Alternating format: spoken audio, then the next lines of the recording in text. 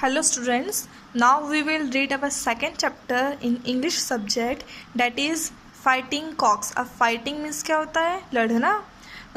और cocks means क्या होता है? मुर्गे। तो ये स्टोरी किसके बारे में? ऐसे मुर्गों के बारे में जो कि लड़ाई करते हैं। अबाउट द चैप्टर, अब चैप्टर के बारे में इन शॉर्ट हम पढ़ेंगे। This chapter is about 2 chicks। ये चैप्टर जो है दो मुर्गी के बच्चों के बारे में है।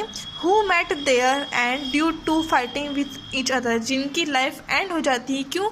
क्योंकि वो आपस में झगड़ा करते हैं। तो इस चैप्टर में हमें क्या बताया गया है कि जब भी हम आपस में झगड़ा करते हैं तो हमारा अपना खुद का ही नुकसान होता है। Now we will start the chapter reading. Once there lived a farmer in village. एक समय की बात है कि एक विलेज में, एक गाँव में एक किसान रहता था। One day he was returning home from his fields. एक दिन वो अपने घर वापस लौट कर आ रहा था अपने खेत से। Suddenly it started raining. Suddenly means होता है अचानक से। तो अचानक से बारिश होना शुरू हो गई थी। Trying hard to protect himself from the rain. वो बहुत कोशिश कर रहा था अपने आप को बारिश से बचाने की, क्योंकि भीग जाएगा तो बीमार हो जाएगा, इसलिए अपने आप को कोशिश कर रहा था कि वो भीगे नहीं। He somehow reach the door of his house. और दौड़ते खुद को बचाते हुए किसी तरह वो अपने घर के दरवाजे तक पहुँच गया। There he saw 2 chicks getting drenched in the rain. वहाँ पर उसने क्या देखा कि 2 मुर्गी के बच्चे हैं getting drenched in the rain. Drenched means होता है गीला हो जाना, जो कि बारिश में भीग गए हैं, गीले हो गए हैं। The poor chicks were shivering and were standing near the wall of the farmer's house. जो 2 छोटे छोटे बच्चे हैं वो बहुत ज़्यादा ठंड से काँप रहे हैं और किसान का जो घर है उसकी दीवार के पास में वो खड़े हैं। The farmer felt pity on seeing them. जब फार्मर उनको देखता है कि ठंड में वो भीग गए हैं और काँप रहे हैं तो उसे फार्मर को उन पर दया आ जाती है। पिटी मीन्स दया होता है। He picked them up and brought them into the house. वह उन्हें वहाँ से उठाता है। पिक्ड मीन्स क्या होता है? उठाना किसी चीज़ को। तो वह उनको वहाँ से उठाता है और अपने घर ले आता है। इनसाइड द हाउस, घर के अंदर, a bright fire was burning. उसकी घर के अंदर आग जल रही थी। मीन्स अपने आप को गर्म ताप जलाते हैं सब लोग घर में, तो उसी तरह से आग जल रही थी। So it was warm there, इसलिए वहाँ पे क्या थी? गर्मी थी। Both the chicks soon became warm and stopped shivering. क्या होता है? जल्द ही वहाँ पे जो दोनों बच्चे हैं वो अपने आप को गर्म महसूस करते हैं और कांपना बंद हो जाते हैं। They begin to hop around in the kitchen. और किचन में इधर उधर दौड़ने वो लग जाते हैं। The farmer gave them some grains too. Farmer क्या करता है? उन्हें कुछ अनाज के दाने खाने के लिए भी देता है। He enjoyed looking at the chicks very much. वो जब दोनों बच्चों को देख रहा था खाते हुए, इधर दौड़ते हुए, तो उसे बहुत मज़ा आ रहा था। When it was late at night and the farmer was about to sleep, जब रात में बहुत ज़्यादा देरी हो जाती है कि जो फार्मर सोने ही वाला होता है, he put the chicks in a basket. तो वो उन बच्चों को एक बास्केट में, एक टोकरी में रख देता है। To make them safe he covered the basket so that no cat could come and pounce on them. तो उसने उन दोनों को सेफ रखने के लिए क्या किया? बास्केट को ऊपर से कवर कर दिया, जिससे कि कोई भी बिल्ली वहाँ पे नहीं आ सके और उन पे हमला ना कर सके। पाउंस मीन्स होता है शिकार करना है, किसी पर झपटना। तो कोई बिल्ली जो है उनको आके खा ना सके, इसलिए उसने ऊपर से उनको कवर कर दिया था। The farmer was thinking that he would give the chicks back to their master if he came looking for them in the morning. तो फार्मर ये सोच रहा था कि यदि अगली सुबह उनका मालिक उन्हें लेने के लिए आता है उन बच्चों को, तो वो उन्हें लौटा देगा। बट नेक्स्ट मॉर्निंग, लेकिन अगली सुबह, nobody came to the farmer. कोई भी किसान के पास नहीं आता है। सर्चिंग फॉर द चिक्स, अपने मुर्गी के बच्चों को ढूंढते हुए।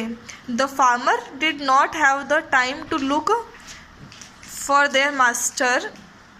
और किसान के पास बिल्कुल भी समय नहीं था कि वो उनके मालिक को ढूंढ सके। So he decided to keep the chicks with him. तो उसने डिसाइड किया कि चिक्स को, उन बच्चों को अपने पास ही रखेगा।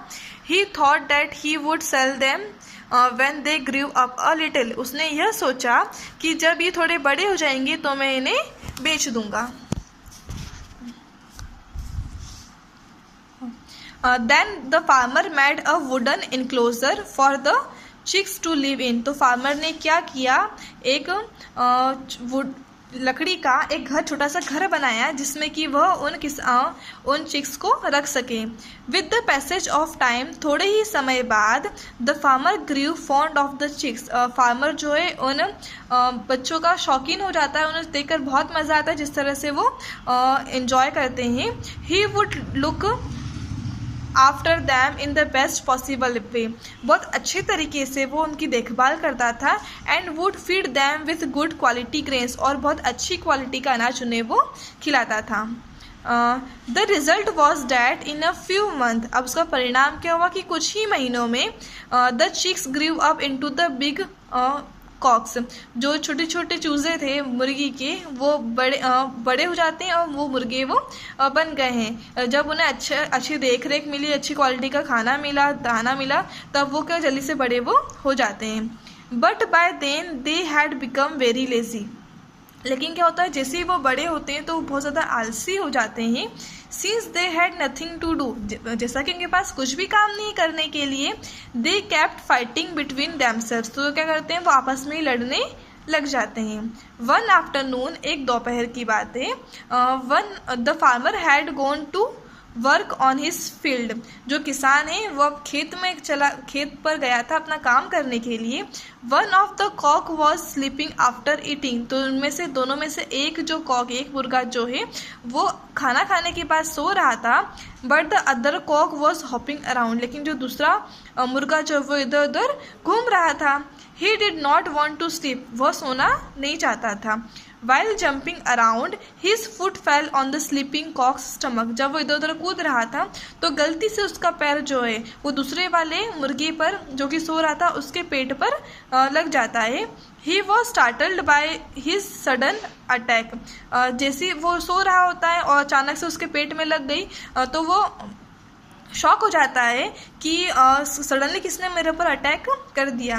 ही walk up and he ordered the other cock to go out, तो वो उठ जाता है, उसने दूसरे वाले मुर्गी को ऑर्डर दिया कि तुम यहाँ से चले जाओ। The other cock did not like to be pushed around like this, और दूसरे मुर्गी को पसंद नहीं आया कि मुझसे किस तरह से बोल रहा है यहाँ से जाने के लिए, इसकी हिम्मत कैसे हुई मुझे ऐसा बोलने की। ही रिटोर्टेड, तो वो गुस्से से चिल्लाता है। रिटोर्टेड मीन्स क्या होता है, गुस्से में चिल्लाना। गुस्से में चिल्लाता है, why should I go out, मैं बाहर क्यों जाऊँ। आई विल नॉट गो, मैं नहीं जाने वाला। If you want to sleep go out you lazy bones, यदि तुम सोना चाहते हो तो बाहर जाके सो जाओ तुम आलसी कहीं के, इस तरह से वो बोलता है। I am not lazybones, everybody should take rest after having meal. अब वो दूसरा मुर्गा क्या बोल रहा है कि मैं कोई आलसी नहीं हूँ, हर किसी को खाना खाने के बाद कुछ देर आराम करना चाहिए। It is necessary for good health, क्या है ये, अच्छी हेल्थ के लिए बहुत ही आवश्यक है कि हमें खाना खाने के बाद कुछ देर आराम करना चाहिए। But you are good for nothing, लेकिन तुम तो किसी भी काम के लिए अच्छे नहीं हो, तुम तो बहुत बेकार हो, नकारे हो। यू आर डिस्टर्बिंग मी, तुम मुझे डिस्टर्ब कर रहे हो। If you want to hop around, ये तुम्हें इधर उधर घूमना ही है, गो आउट, तो बाहर जाओ। लेट मी स्लीप, मुझे सोने दो। कैसे बोला उसने कि तुम किसी भी काम के नहीं हो, तुम मुझे डिस्टर्ब कर रहे हो, यदि तुम्हें घूमना ही है तुम बाहर जाओ, मुझे यहाँ पे आराम करने दो, सोने दो। How dare you call me a good for nothing? I will teach you a lesson. Saying this, the second cock leaped on the first one. अब क्या होता है, जैसे उसने ये सुना तो सेकंड वाले कॉक को गुस्सा आ जाता है, तो वो क्या करता है, वो उसको बोलता है कि तुमने बोला कैसे कि मैं नकारा हूँ, मैं किसी भी काम के लिए अच्छा नहीं हूँ, और बोलता है मैं अभी तुम्हें सबक सिखाता हूँ, और उसके ऊपर वो कूद जाता है लड़ने के लिए। Both of them begin to fight fiercely, बहुत ही भयानक तरीके से वो आपस में लड़ने लग जाते हैं। Both of them were physically strong, दोनों ही फिजिकली बहुत स्ट्रॉन्ग थे। They attacked one another with their sharp claws, उनके जो पैर जो रहते हैं वो बहुत ज़्यादा शार्प रहते हैं, उसको क्लोज बोलते हैं, तो वो एक दूसरे पर उससे अटैक वो कर रहे थे। ड्यूरिंग द फाइट, उसी फाइट के दौरान both of them were badly injured, दोनों बहुत ही बुरी तरह से घायल हो गए थे। वो अपनी चोंच से और अपने पैरों से दोनों को एक दूसरे पर अटैक कर रहे थे और बहुत ज़्यादा इंजर्ड हो गए थे, घायल हो गए थे। At last one of the cocks gave up, आखिरकार क्या होता है, दोनों में से एक जो मुर्गा है वो मतलब हार मान लेता है। गिव अप करना मतलब हार मान लेना। Feeling exhausted he went inside the farmer's house and hid there, बहुत ज़्यादा थक गया था वो। एग्जॉस्टेड मीन्स क्या होता है, बहुत ज़्यादा थक जाना। तो बहुत ज़्यादा थक गया था वो, इसलिए वो क्या करता है, फार्मर के घर में जाके छुप जाता है। The other cock was glad to be the winner, अब जब दूसरा कॉक जीत गया तो बहुत ज़्यादा खुश हो जाता है विनर बनकर।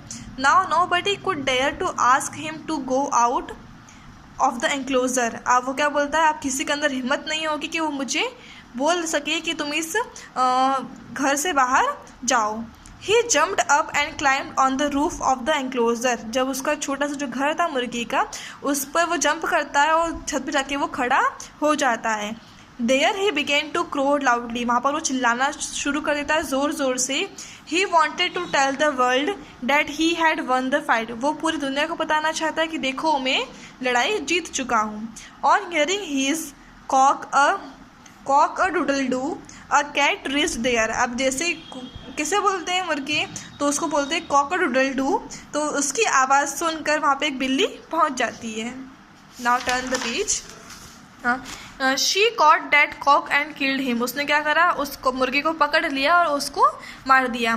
The cock that was hidden in the farmer's house has been watching this, अब वो मुर्गा जो घर में छुप गया था वो सब कुछ ये देख रहा था। Seeing that his enemy was dead, यह देखकर कि मेरा दुश्मन जो है मर चुका है, ही फेल्ट वेरी हैप्पी, उससे बहुत ज़्यादा खुशी होती है। Now there was no one left to trouble him, अब वहाँ पे कोई भी नहीं बचा उसे परेशान करने के लिए। As soon as the cat left, जैसे ही बिल्ली वहाँ से चले जाती है, he went inside the enclosure and went off to sleep, वो अपने घर में चले जाता है और सोने की कोशिश वो करता है। But his happiness was only a short lived, लेकिन उसकी खुशी जो थी बहुत ज़्यादा कम समय के लिए थी।